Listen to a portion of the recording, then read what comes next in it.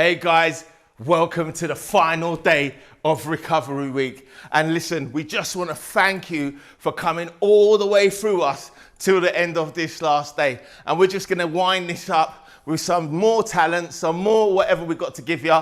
And listen guys, enjoy the rest of the day.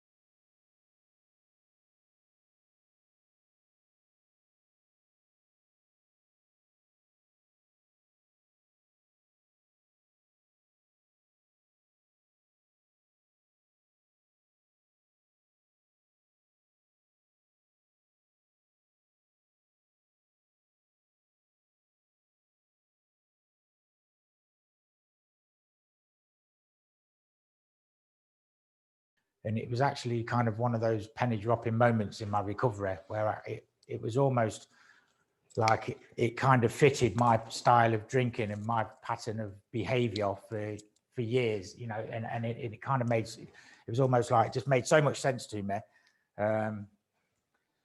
That I just want to share this with you guys. So as stated in the slides we just looked at, it's sometimes described as a threefold illness, a mental component, a physical component, and a spiritual component. And with the mental component, I had a head that would tell me that it's going to be okay to take a drink. Even though I had a lot of evidence towards the end stacked up there saying that when I drank, it usually led to a lot of negative consequences, a lot of disaster, a lot of, you know, chaotic emotions and stuff like that. I still had this little thought in my head that it's going to be okay to have a drink. This time I take a drink, it's going to be different. You know, I'm only going to have a couple. I'm not going to get out of control. And I think I can I chased that for years. I didn't really want to give up drinking. I just wanted to learn how to control it. And as the consequences got worse and worse and worse, I was forever swearing off it. But I'd still get this little idea of like, you know, 1 or 2 drinks is going to be okay. So this started then developing into a mental obsession. So I've promised I'm not going to drink, or, you know, I've swore off it, but then I've got this little thing in my head telling me, you know what, a little drink give you that nice little sense of ease and comfort, make me feel relaxed.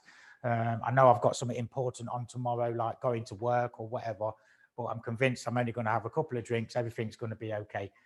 So this obsession, I've got a tug of war going on in my head. I shouldn't be doing it, but it becomes an obsession. And that kind of becomes so strong. The desire comes so strong. I kind of cave into it and I pick up a drink. So I pick up a drink, and according to the disease model, once I put a drink inside of me, it kind of starts off the physical aspect of the disease model. According to the disease model, the physical aspect is they believe that we're kind of physically, bodily and mentally different to that of maybe normal social drinkers. By that they mean once we put a drink inside of us, it starts off an allergy. And again, I couldn't get my head around that term early on. You know, it's like, what do you mean I've got an allergy to it? You know, surely if I had an allergy to alcohol, every time I put one inside, you know, I had a drink, I'd be violently puking up, or I'd be ill, or I'd be sick. But what they meant by that is I have an abnormal reaction to alcohol. So once I put according to the disease model, once I put a drink inside of me, I set off this allergy, and I develop a phenomenon of craving, is what they call it.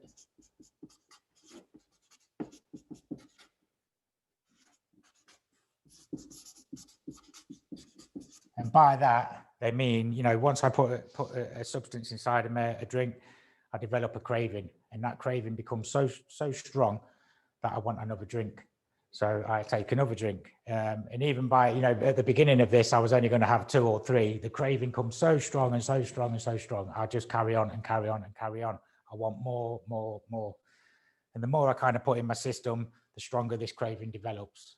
So, you know, I don't get satisfied. You know, by the time I've had 10 drinks, or usually in my case, I'd kind of drink until I passed out, or drank until, you know, I couldn't remember.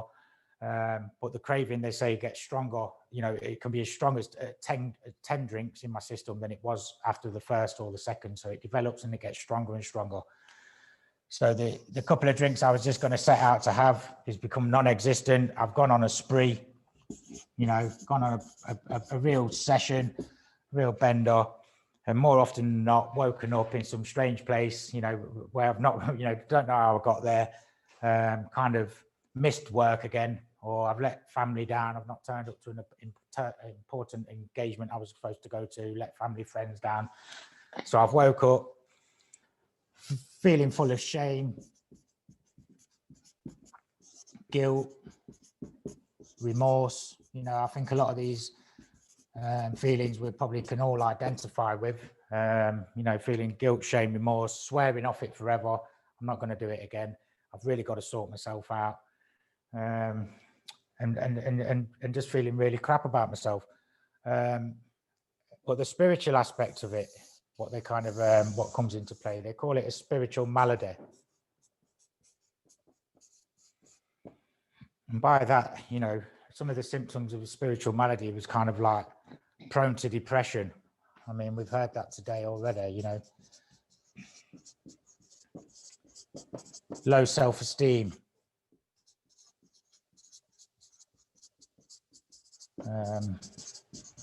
You know, struggling with relationships with people.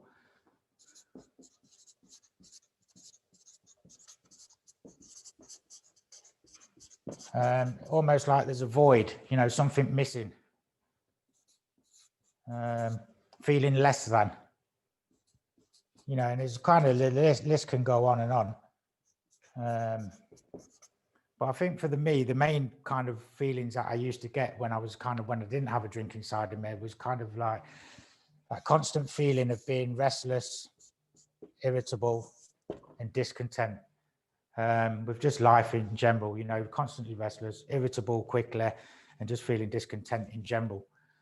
So feeling all this negative stuff that was going on within me.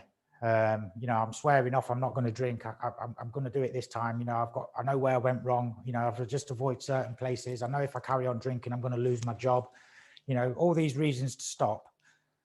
Yeah, I just couldn't cope with all this that was going on. And, you know, I've already got the guilt, shame and remorse going on, constantly feeling restless, irritable and discontent. So over time, you know, I'm swearing off. I've perhaps got a couple of days off it. You know, I'm doing really well. My willpower's there. I'm thinking, yeah, I've got control of this again. But then that little thought in my head would start piping up again. You know, I know what would make you feel better, Nate. You know, you've done all right. You've not had a drink for 2 or 3 days. I know where you went wrong.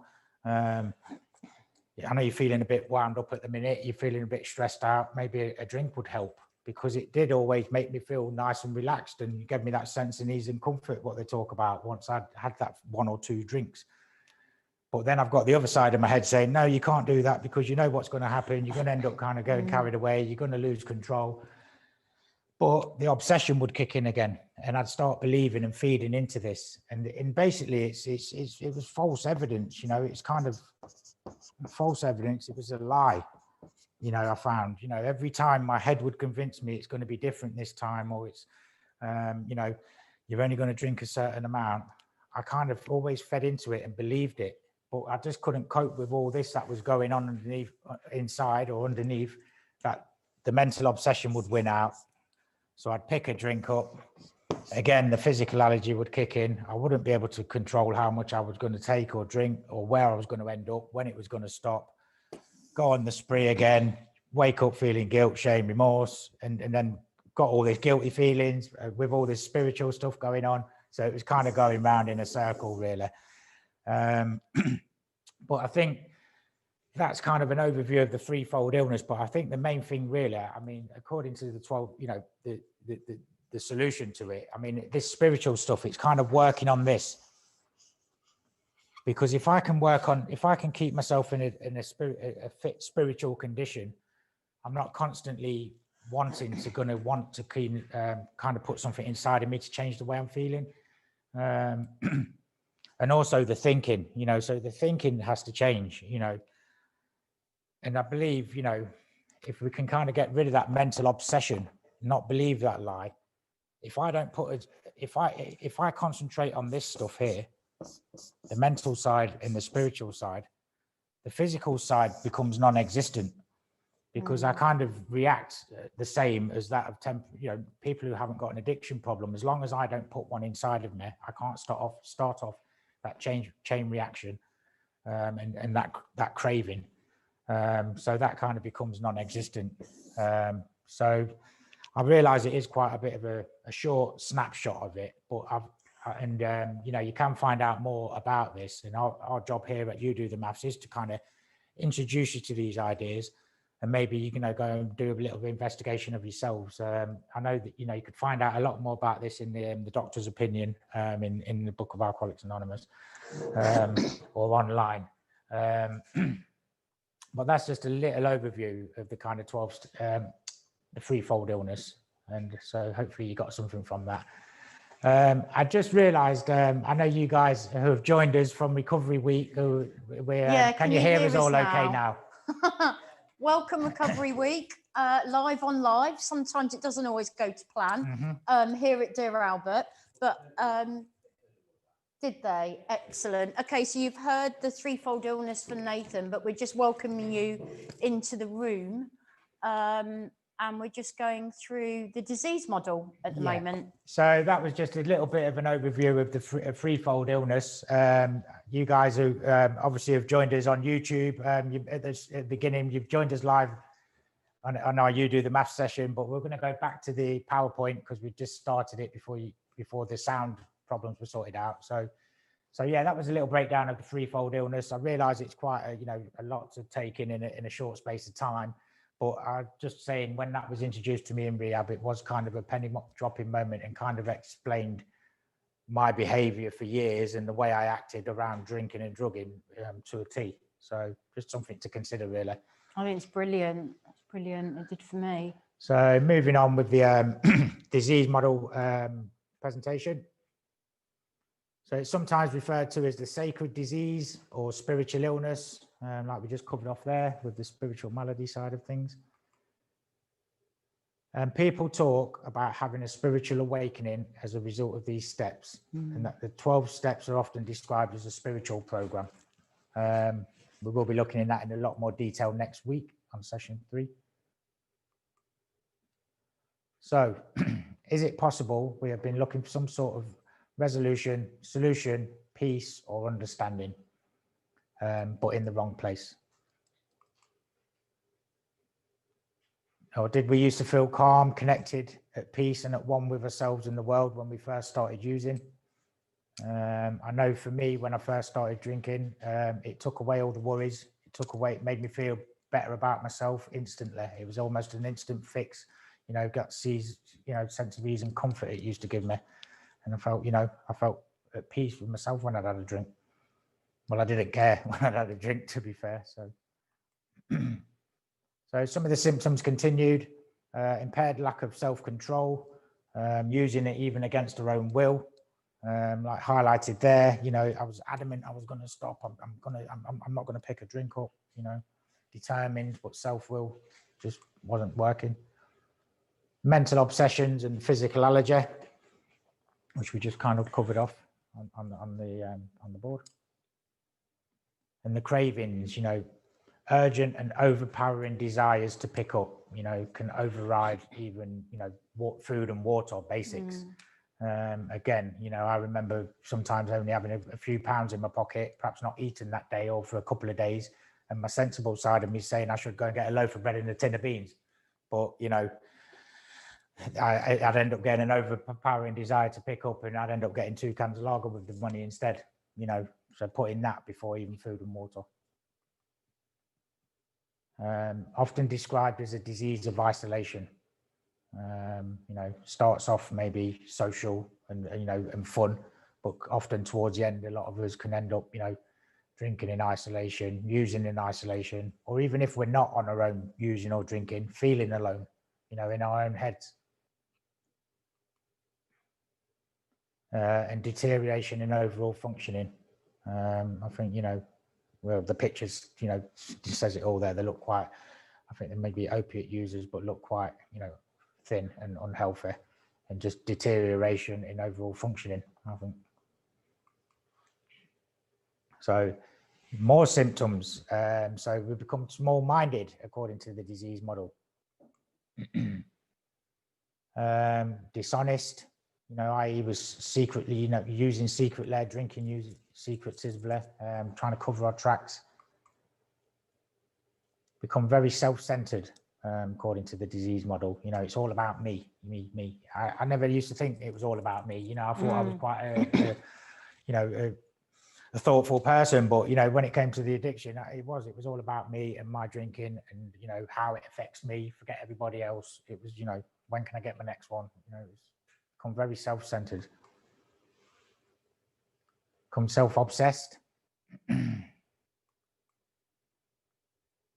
can become quite childlike, you know, King Baby. Again, you know, on the maths, we don't get to introduce you to all the things in, you know, in depth, but we invite you to go away and do some research for yourself. And if you Google King Baby, that's quite an interesting article to look at. But yeah, we become childlike. You know, we don't get our own way. You know, kicking off just to use next. Oh, sorry, there the PowerPoint's just jumped.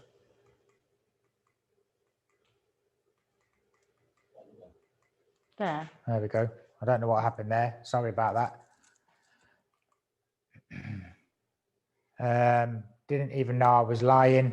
We become, you know, get to the point where you don't even know, we can't differentiate truth from the false. You know, I know for me, sometimes I've told so many stories to people, I used to have to actually question myself whether those events actually happened or whether that was just another elaborate lie to cover up my drinking.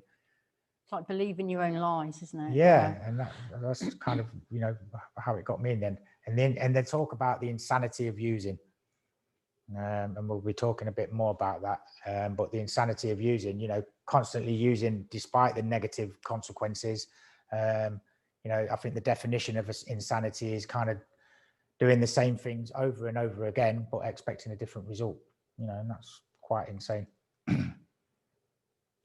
And fear, you know, according to the disease model, it's a fear-based illness. Again, I didn't really buy into that to start with, but when it was explained, I mean, there's over 100 different forms of fear, and a lot of it is, you know, the underlying stuff. So yeah, I'm down to 1 beer now. So, you know, the denial, as you can see, you know, I'm only down to 1 beer, but it's quite a bit, as you can see on the picture, it's quite a large beer. So maybe a little bit of denial going on there that everything's all right. So distorting the symptoms of the disease, you know, sometimes we interpret the symptoms of the disease as someone else's defects or errors. So almost like that blame, you know, blaming everybody else apart from us, you know, it's not my fault. I know I can relate to that. i.e., you know, getting repeatedly arrested for drink driving must be a sign of police intimidation. You know, rather than a sign that the addiction's getting out of control, it's the police are picking on me. It's political. Why don't they go out there and catch some real criminals? Or, you know, I'm not an alcoholic. My eyeballs aren't yellow yet. You know, I'm not sick at all. I'm just a bit tired today. You know, a lot of this, you know. We hear that a lot, don't we? Yeah. Yeah. Denial and blaming others, you know, it's a massive thing. Or, you know, I don't drink in the morning now at the moment, so I'm not, I can't be an alcoholic. Or I've got a job, so I can't be an alcoholic. Or Coke on your cornflakes. You know, I used to tell myself all this sort of stuff. It's just that denial. So the symptoms work on many levels and often described as cunning, baffling, and powerful. You know, a lot of this stuff we don't want to use, we don't want to pick up, but we still, anyway, despite the negative consequences or knowing what the outcome is going to be, we still go ahead and do it. You know, cunning, baffling, and powerful. And it can even be sometimes seen as a fourfold illness. So mental, physical, spiritual, and emotional. I think, you know, if anybody kind of struggles with the spiritual aspect, you know, at the moment, you know, you just kind of substitute that maybe for the emotional. You know, I think there's still a lot of that underlying stuff, you know, that kind of leads us to want to use or drink to kind of constantly change the way we're feeling. So sometimes it might help if you can get your head around it that way. According to the disease model, it's the first one that does the damage. Again, you know, like we saw on the little demonstration on the board, if I don't put one in, I can't set off that physical allergy. I can't, you know, I won't carry on and carry on and carry on. So, you know, the first one that does the damage. Again, something I used to always kind of argue to the point of people used to say, you know, I'd hear people say it's the first one that does the damage. I'd say, no, it's not. It's the fourth or the fifth. You know, I'm okay until I get, it's only when I've had, you know, I'm okay on 3 or 4 drinks. I'm kind of in control. I feel good. I loosen up. It's only when I've had 6 or 7 or 8 that I start getting a bit out of control. Yeah. If I just manage to stick at 3, But then at that time, I didn't realize that that first one sets off that chain reaction. According to the disease model, self-will is not the answer. Self-will is the problem. And they believe that self-knowledge is not sufficient. Just knowing that I need to stop, is often not enough to help me to achieve stopping. They believe we need to become teachable, open to change, open to new ideas.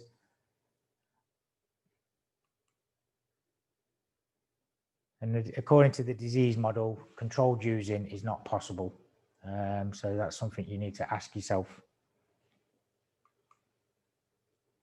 And they believe that abstinence is a solution, not controlled drinking. And the disease model says we have a daily reprieve, a day at a time. I know we mentioned that earlier on in our session about, 1 day at a time, just for today. And I believe, according to the disease model, start helping others, and I think, some people mentioned earlier on today about, volunteering or, peer mentoring or, it's that taking ourselves out of self, giving something back. We have got a lot on our maths today, haven't we? Giving back in different areas of volunteering sector, peer mentoring in sports clubs and in the recovery sector. Yeah, it's brilliant, isn't it? And I think it's just about that, according to the disease model, there's self-centeredness, combating that. Yeah. Become selfless. They believe spiritual solutions, not religiosity. So according to the disease, it's not spiritual. Religion is for people who are afraid of going to hell. Spirituality is for people who have already been there. I like that bit. Yeah. Now, this is an interesting slide. This kind of looks at, the recovery journey, really, and it kind of looks at over time and the potentials that we can reach. And the red line kind of depicts, it says normal people. I mean, I know that's perhaps a bit of a, flippant term, it's whatever's normal, but, say, for example, somebody who hasn't got an addiction problem. So, they go through life, start off early, go through life on a nice even plateau as life is perhaps generally meant to go. You start off in your formative years and then you kind of go on to get your job, and over time, your potential just goes on a nice steady line going through life.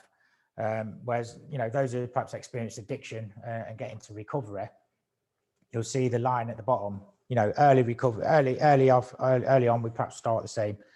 Then we drift off, and then early recovery, our potential is kind of a lot less than those who have not necessarily perhaps got addiction problems. But they came out with this term, we can become better than well, and that's after 5 years plus in recovery, we kind of get our potential catches up with as if we mainstream people, who haven't had an addiction problem, but above that we can actually transcend and perhaps go even beyond that, and kind of potential can actually go even higher and become better than well, and that was kind of I think David Best and Bill Wyatt. I think you can kind of Google that as well and kind of see the findings on that. But it's kind of interesting that they believe, that our potential levels in recovery can kind of supersede those who are not necessarily in recovery or need to be.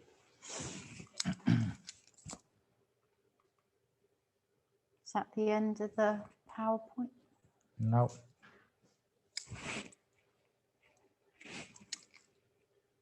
So what the different types need to do. So if you're a binge drinker, or just go out on, binges,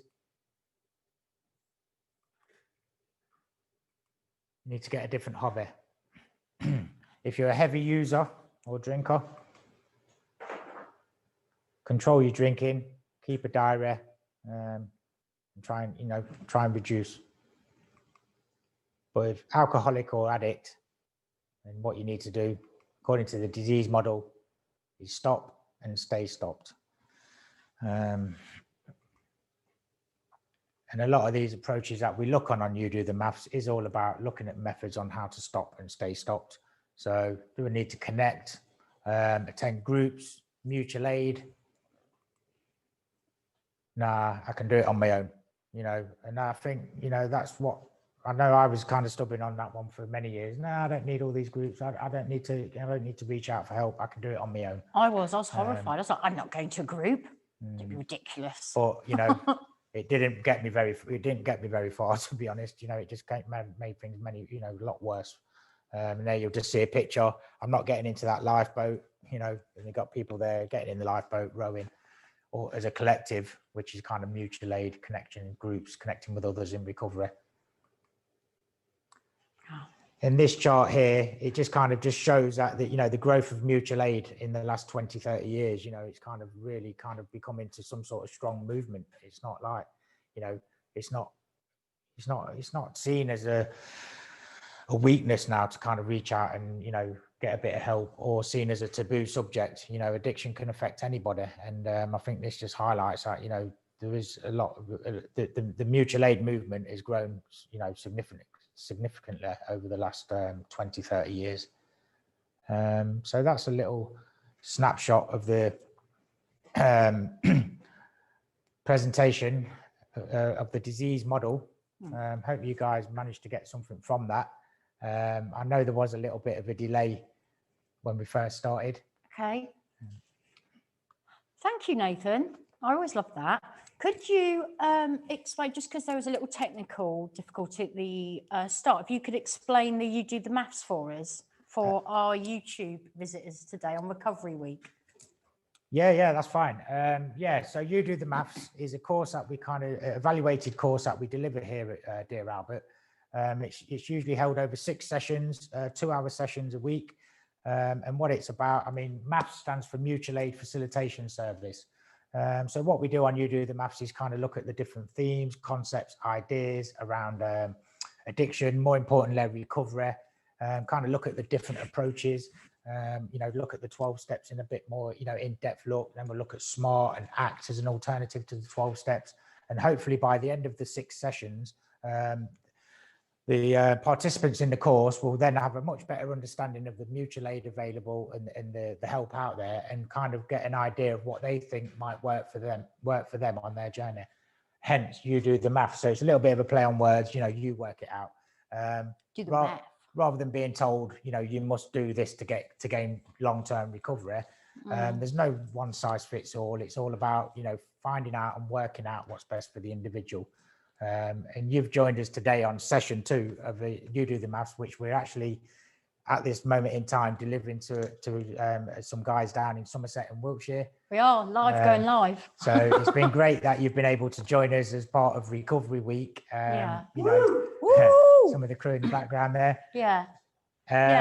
But yeah, it's been brilliant. Thank you, Nathan. Thanks. And if you do want to, if anybody out there is interested in joining us on You Do the Maths, we will be running it again after this 6 sessions is finished. Yeah. Just keep an eye out on our website or phone the 0800 number, social media, and we'll be promoting it when we're kind of ready to recruit again for the next round. So you're more than welcome to come and attend. Brilliant. Thank you, Nathan. So we're going to say goodbye now, Recovery Week. We hope you enjoy the rest of the day and all the YouTube feed that we've done. Are we going to say goodbye to the crew? Yeah. So bye, crew. Bye. Bye, everyone. Enjoy the rest of the feed, and we're going to get on with our teaching. Hello. You might hear the term "keep it in the day" bandied around the recovery community a lot. Well, basically it means that don't worry about the past, don't dwell on it, because it's already happened, it's done, it's gone, it's in the past. And there's no need to fear the future because it's not happened yet. So all we've got is now. This moment right here, now.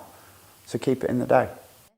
Together we can find the right power to make the right choices, behave the way we know is right, to achieve the goals that improve our lives. Addiction need not define us or you. The road to recovery isn't an easy path to follow. Some sections may be best travelled beside those who know the way, but recovery is possible.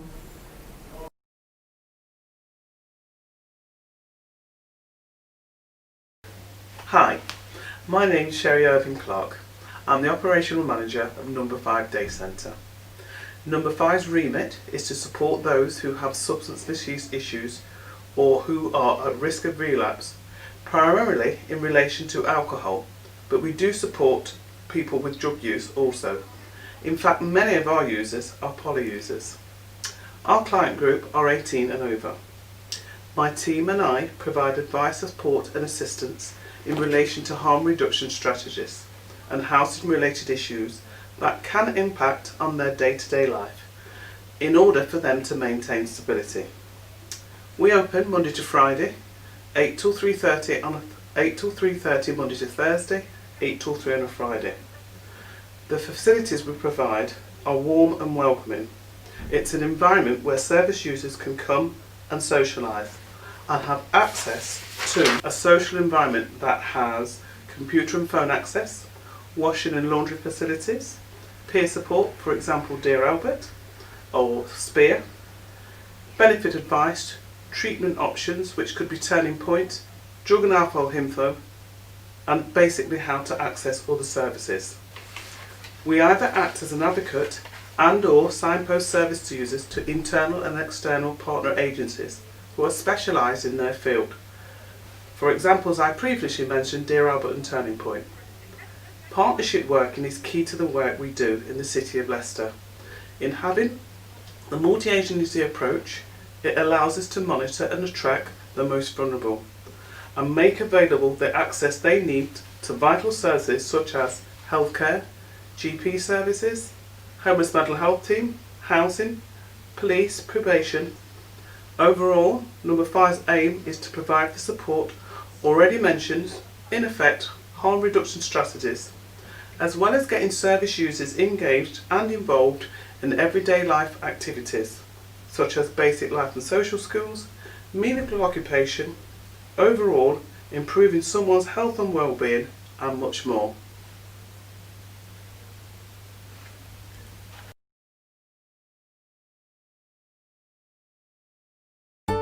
The approach to education is, I believe, revolutionary. It is the most rewarding thing I've ever done. They recognise that it doesn't really matter where you are from. If you've got something to give to this organisation or through the organisation to students, then you are more than welcome. Your relationship with a tutor in a WEA course is so much different from it is when you're at school. A WEA tutor is more than a tutor. They're a counsellor, they're a shoulder to cry on, a friend, a link to the outside world. We're so much more than educators. For me, it's the most rewarding career I'd ever want, really. I just love working with people who want to learn, and it's very rewarding. WA is the place which is giving us the work, and we are extending to the community.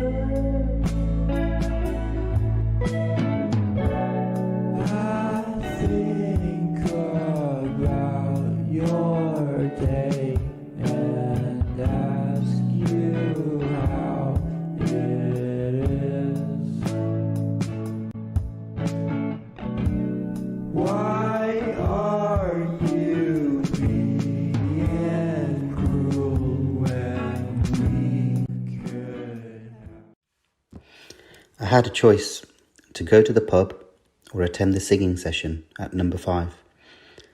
I had a particularly bad weekend and I felt that to forget the pain, I needed to drown out my thoughts with drinks. You know how that is. On the way to the pub, I heard music which reminded me of the conversation with Kyle, our tutor from WEA. Last week, she said she would compile a playlist with songs of our choice. Not many people offer a choice to me. They mostly tell me what I can do or what I'm not entitled to do.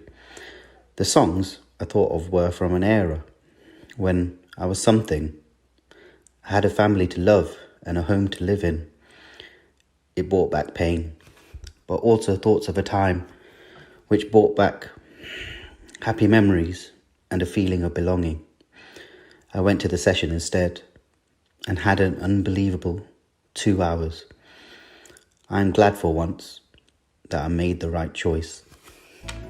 Hi, my name's Nikki Tarleton-Weatherall. I work for the WA. I'm an art and design tutor. I teach things from, say, like painting and 3D, so that's kind of like jewellery and sculpture making, working with different materials.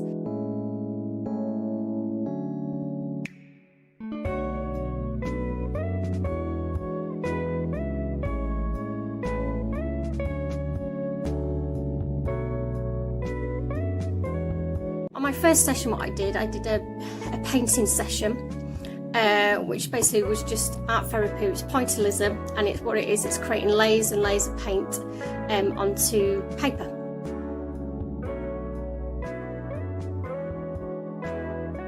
The feedback what I got from most of the clients said that it actually made them forget about their problems, what was happening in society, and that they were really proud at the end that they'd learned a different skill.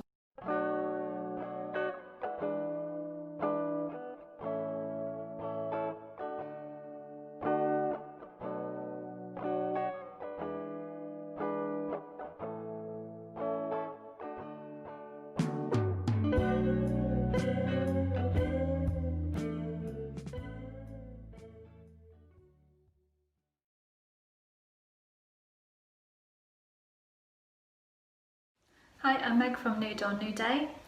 Addiction is something that can affect all of us at various points in our life, but there's a lot of help and support out there, so please do reach out if you need help.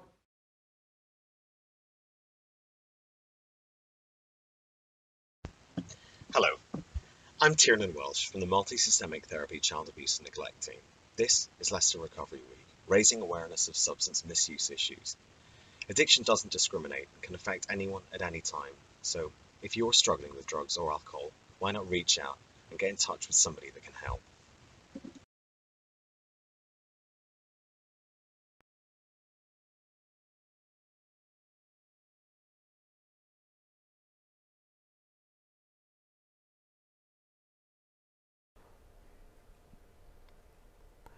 Hello and welcome back, and thank you very much for joining us.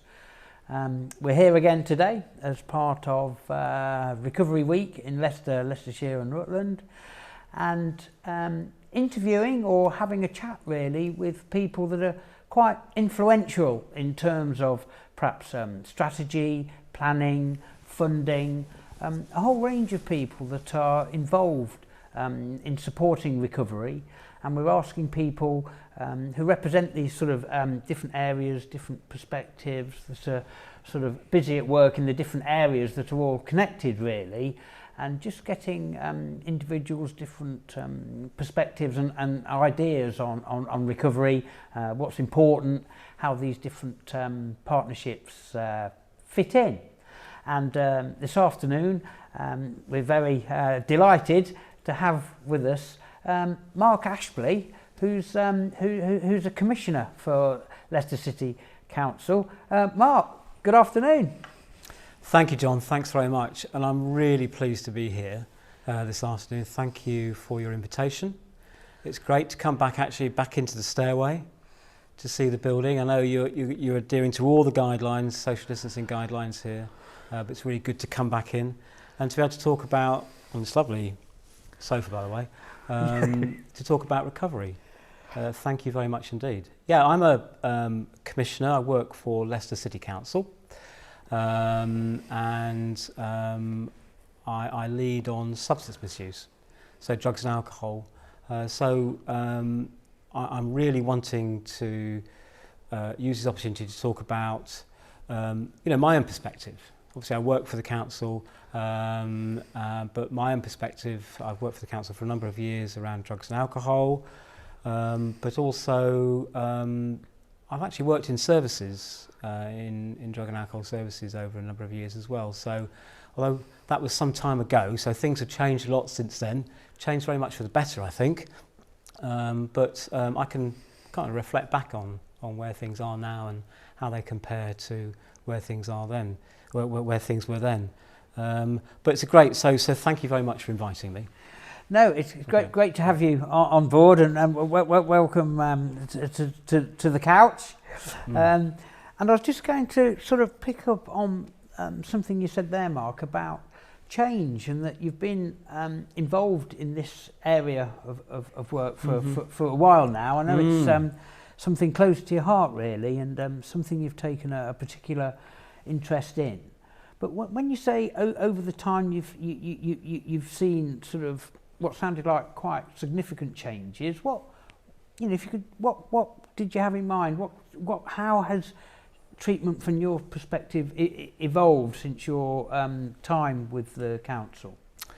Well, I think just being here, being at the stairway, and seeing the work that you're doing here with mutual aid, for instance, that has become so much more strong over the past few years.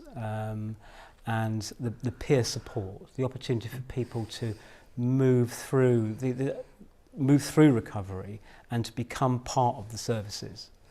I mean, this is always an aspiration, but I think there's been more of a realisation of that over the past few years. I mean, if you go a long way back, I mean, when I first, thinking back to before I was working in drug and alcohol services, having worked in kind of hostels, back in the 80s, many years ago, my first introduction working with people that had drink and drug issues, I wasn't aware. I remember as a young hostel worker, I wasn't aware of what services were available then, and it was very much about trying to, sort of people coming to the hospitals, support them with a kind of a growing knowledge, but a lack of knowledge really around the impact that drugs and alcohol had on people's lives.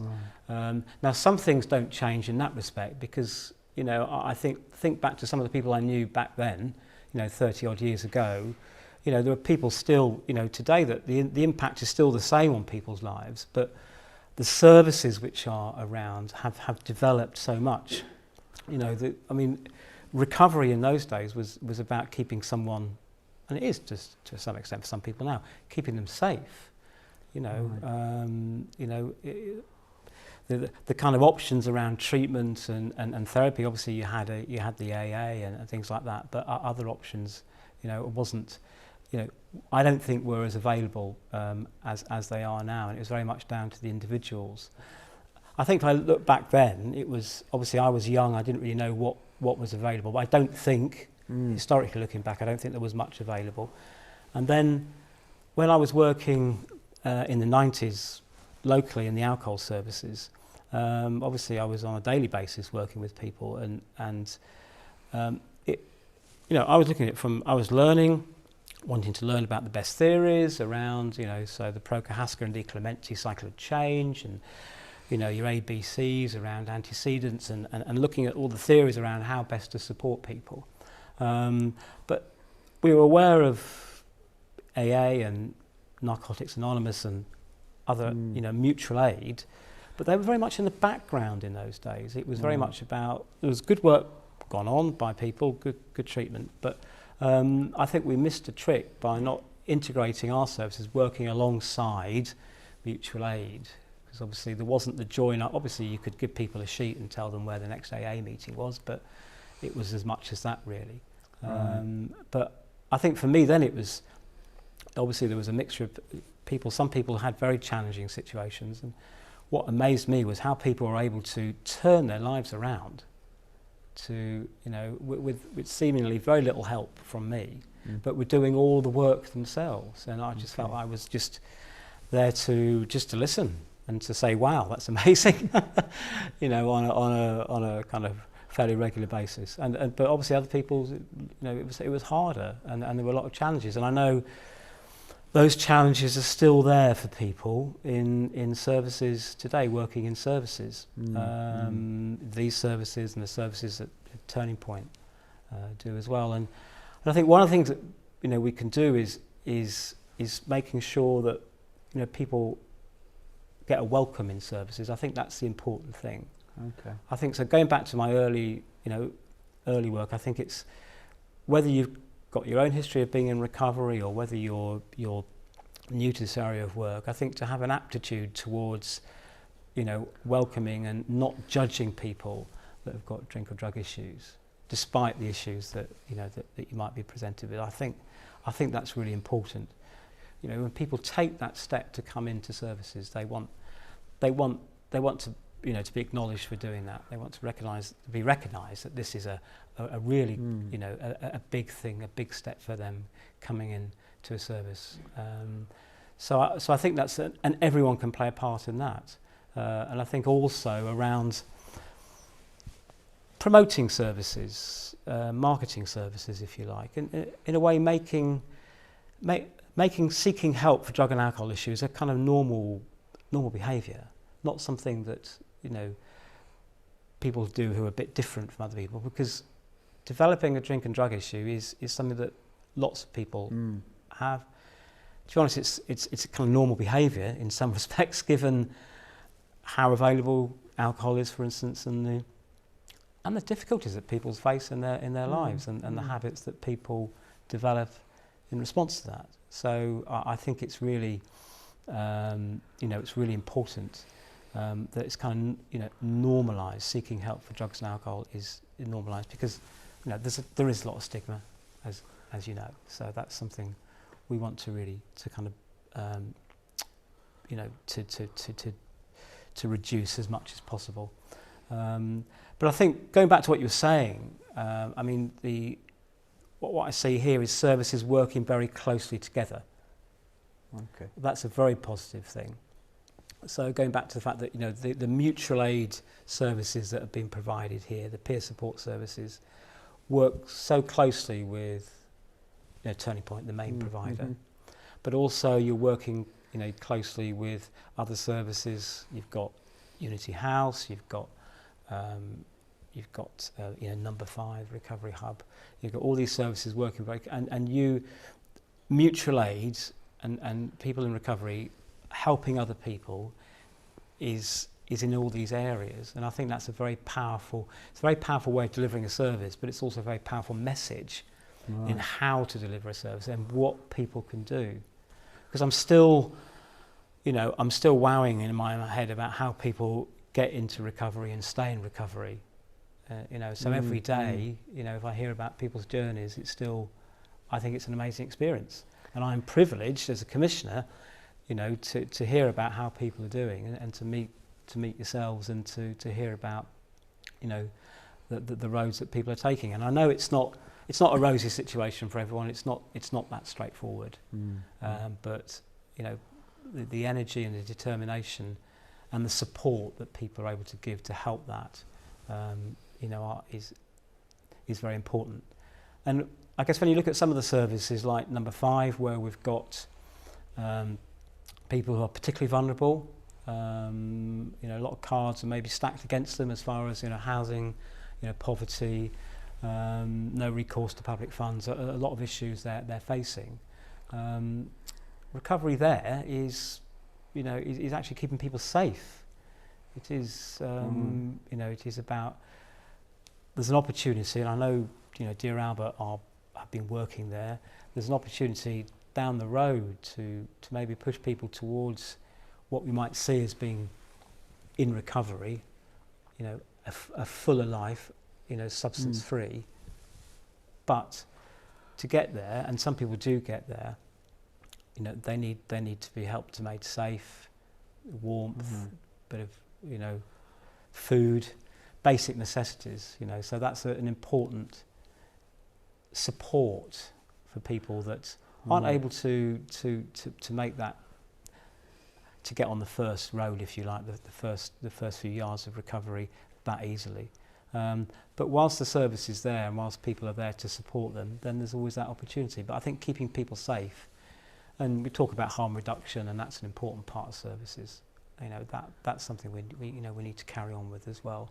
I think enabling people to build their lives drug-free is a really important aim. And this is an important work that you do here. But helping people to reduce their use, to make it safer, is still, I still think it's a bona fide aim of drug and alcohol services. Good point, Mark. Thank you. You know, Yeah. And we've got to carry on doing it. We can't lose our kind of perspective on that, I think. So you've covered quite a lot of ground there. Yeah. Thank you. Okay. Thank you. Thank you, Mark. Right. And you know, very sort of comprehensive sort of roundup of some of the issues. Really, I think you've highlighted there. Well, I think what resonated with me was an appreciation of the difficulty and the challenge of, you know, moving from active addiction into recovery, and your focus seems to be particularly on those perhaps disadvantaged. You said the cards stacked against them. You know, people that are struggling in the city and beyond to get on that first rung of recovery. And also, I think something close to you as well is this idea of offering stability through prescribing, and perhaps trying to address the chaos that way, and giving someone sort of a breathing space and some chances to look at some of the other issues that have been feeding in to the addiction. As a commissioner, how do you go about deciding where to sort of allocate funds, or what's priority? What do you know? What does the day-to-day work involve? That's a good question. Thanks, John. Yeah, well, it's a big responsibility, and you know, working with you guys and other services is an important part of that. So getting an idea. So obviously, services, you know, provide us with information around, you know, who's coming in. Not, it's always anonymous, obviously, but we get an idea of the, you know, from a demographic point of view, you know, who's coming into services, and where there might be groups within the different communities that are not appearing in services. So it's a question there. So, you know, in services in obviously in Leicester, we have, you know, a very rich, you know, range of communities, in diverse range of communities in the city. And you know, not all those are represented within services.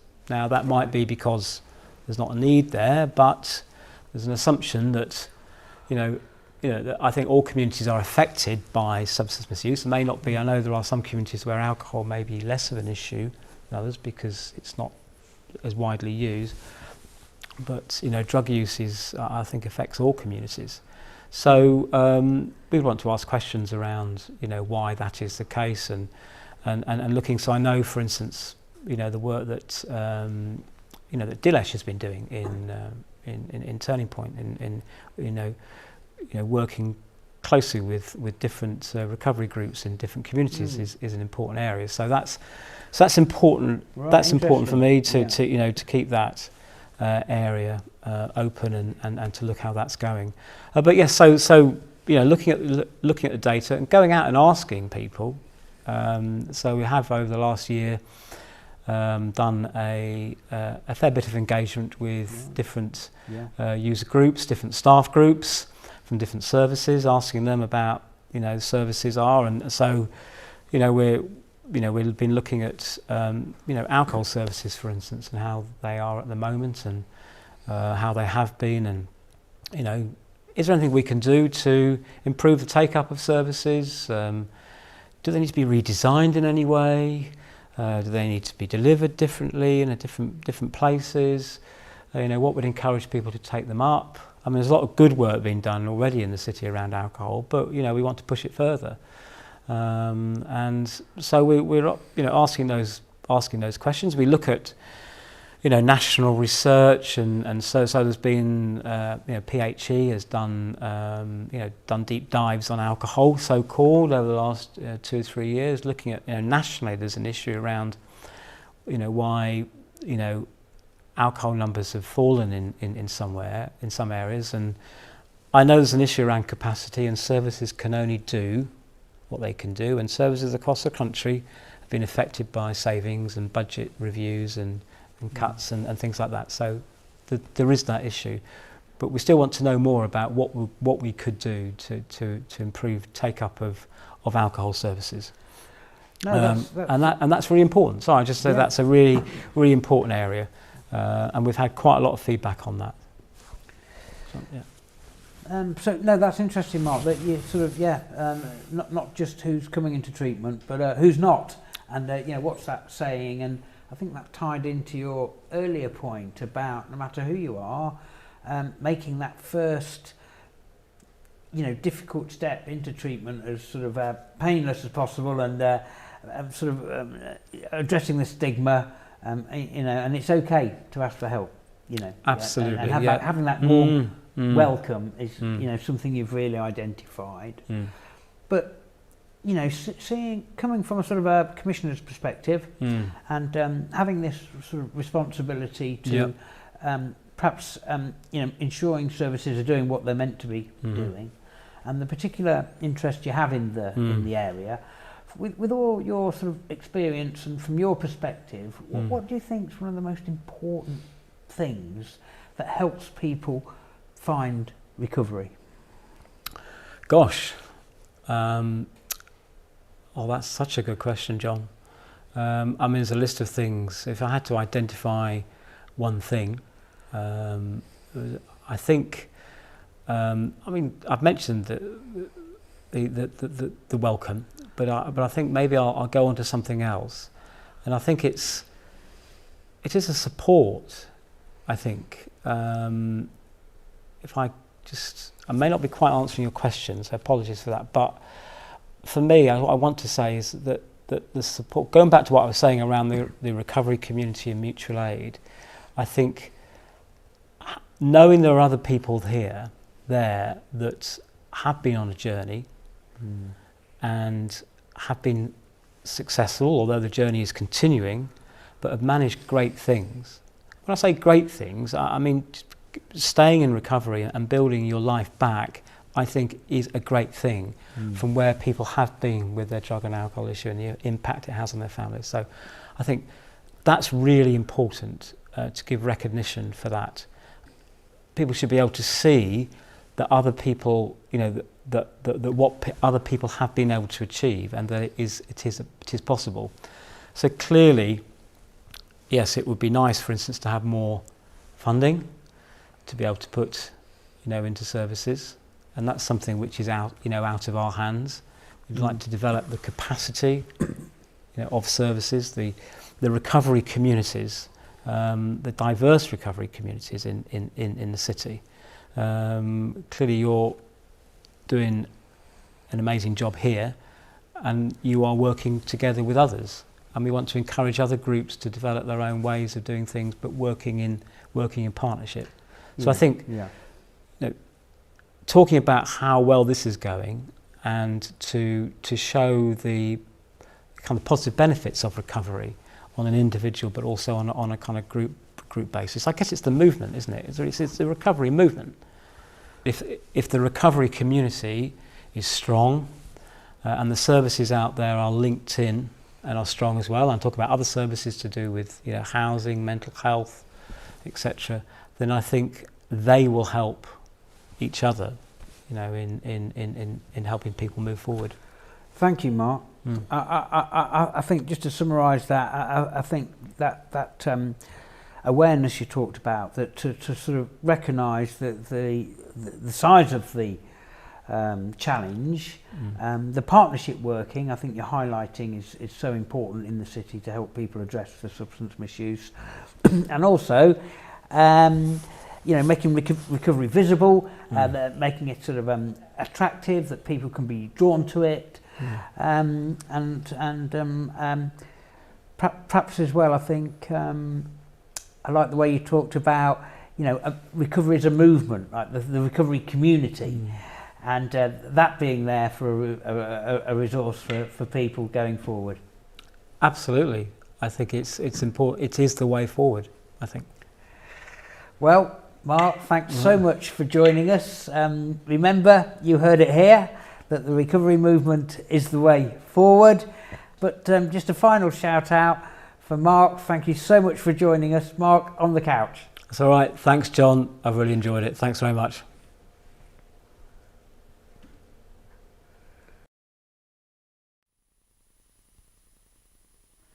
grateful today. I'm grateful that it's raining, watering the trees, that nature's getting nourishment, the flowers, plants and leaves. I'm grateful that I'm indoors, nice and dry and warm, not homeless, cold and hungry, sleeping in the storm. I'm grateful Jasper's here with me, some company I have. He makes me smile daily. He's the bestest good boy lad. I've got all of my 5 senses, for this I'm truly blessed. I can walk and talk and feel, without these I'd be stressed. I can smell and taste and hear things, oh what a joyous treat. On my hands I have 10 fingers and digits on my feet. So when I think I've got note, when I'm feeling down, I dig a little deeper to see what I can find. I do not have to look far to find some gratitude, just remember where I once was and now how I'm in bloom. Blooming with some wellness, some mental health as well. I'm so very, very grateful I walked away from hell.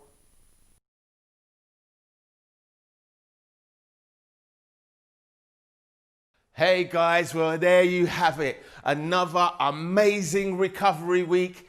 Guess what? In virtual world. But we really hope you enjoyed it just as much as if we were together. You know something? It's so good that we have this technology that no matter what happens, we still can put out and celebrate recovery. So listen guys, I really hope you enjoyed yourself, and I hope next year, if this not have me back again, that I'll see you in here for Recovery 2021. So guys, listen, stay safe, stay free, stay recovery. Take care, and I'll see you soon. This is your Mark Clark saying goodbye. I just want to thank dear Albert, everybody, the whole technician stuff, Simon, everyone. Listen, they've put together something amazing. So give them a round of applause. Look, right where you're sat, give them a round of applause. Good. Okay, guys, take care. God bless you. See you soon.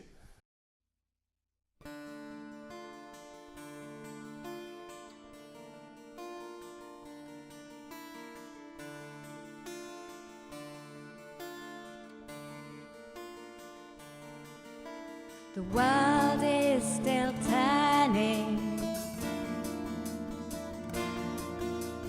Virus rampaging, contaminating, taking life where it can. We are human, unequipped for isolation. Overpopulation, exploitation, devastation. Mother Earth's rapidly running out of patience. This town's in lockdown, can't turn the clock back. We can find our way back, start a different day. This town's in lockdown, turn the clock back. We must change our ways, start a different day.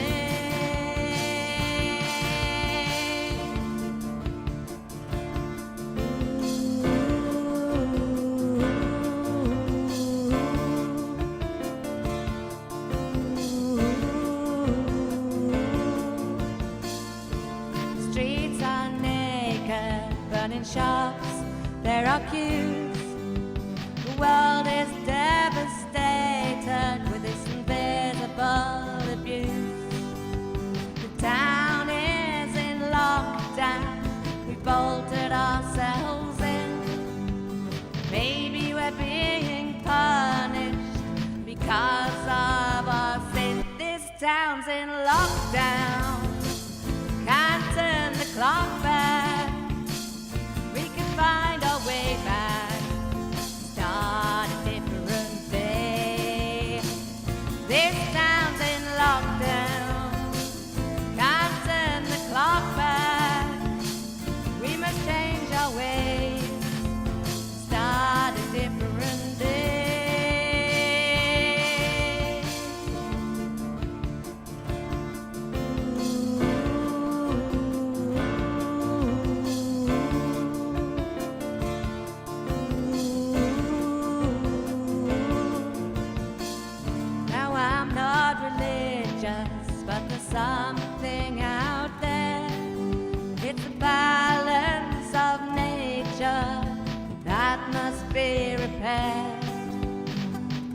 population, mass cultivation is destroying our civilization. It seems the spirit of the earth is trying to rebirth. She's righting our wrongs, for attention we must pay. Can't turn the clock back, so start a different day. This town's in lockdown, we can find our way back. Start the day in a different way.